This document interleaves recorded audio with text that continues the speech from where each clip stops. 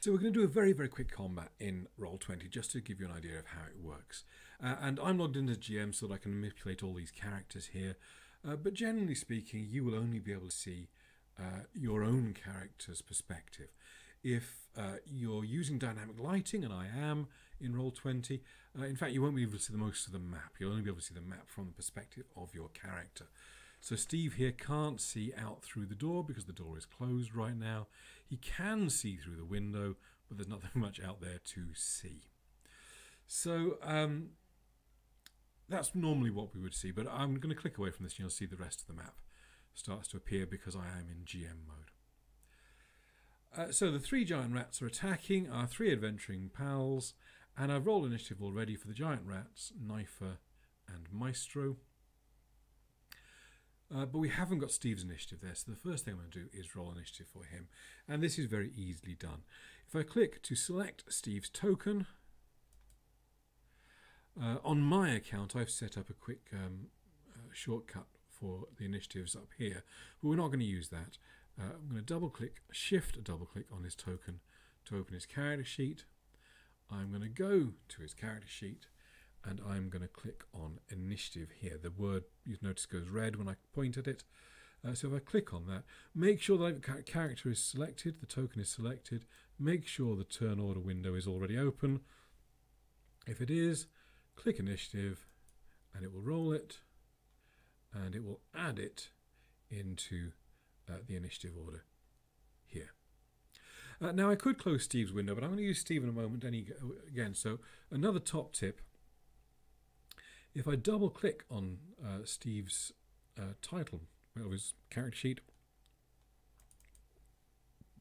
it kind of minimizes it and leaves it available here to get back to nice and easily in a moment. So all the initiatives are rolled here. I'm going to go and, as the GM, I'm going to sort that into descending order. And here we go. Steve is going first, then Knifer, then Maestro, then the giant. We had a really bad set of initiatives there, never mind. So Steve will advance upon this giant rat. And then let's open his character sheet again. And we are very simply going to try and hit the giant rat with my mace.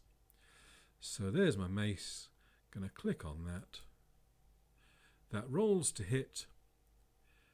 2 rolls because I might have advantage. I don't in this case, so I'm only going to use the first number. But without even looking at the rat's armor class, I'm pretty confident 23 is going to hit. And then I can see how much damage I've done to the rat by clicking on in the to hit window down here. If I click on the mace down there, again it goes red when I point at it. That will roll the damage for that weapon, and it does 4 damage. Again, if I point at the 4, you'll see that's a d6 plus 2, and I've rolled 2, so 2 plus 2 is 4. So then the GM will adjust the hit points for the rat,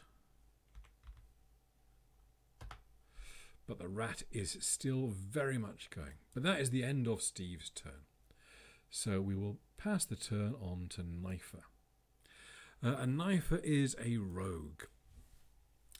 If I shift double click her token and have a look at her character sheet, you will see that one of the abilities I have is the sneak attack ability, which means that if my target with a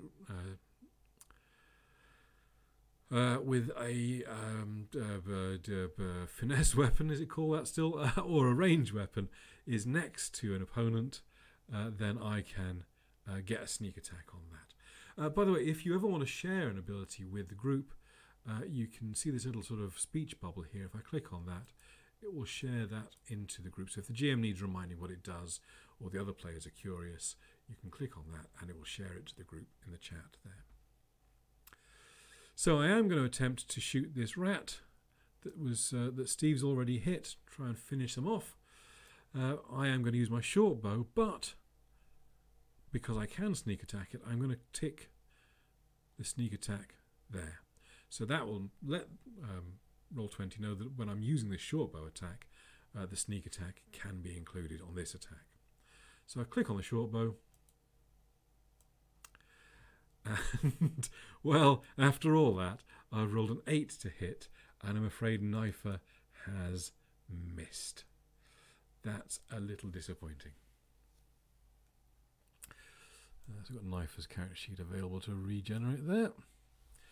So it is Maestro's turn, and Maestro is a bard, and he's going to use a spell, because why not? And the spell he's going to use, actually I'm going to call a character sheet, I may as well. The spell he's going to use is the spell Vicious Mockery. He is going to make fun of the rat. So I'm going to click on Vicious Mockery here. So it's a DC 12 wisdom save required, and if the rat fails its saving throw, it's going to take a whole point of damage. So again, let's bring Maestro's character sheet down there, and I'm going to open up the rat's character sheet.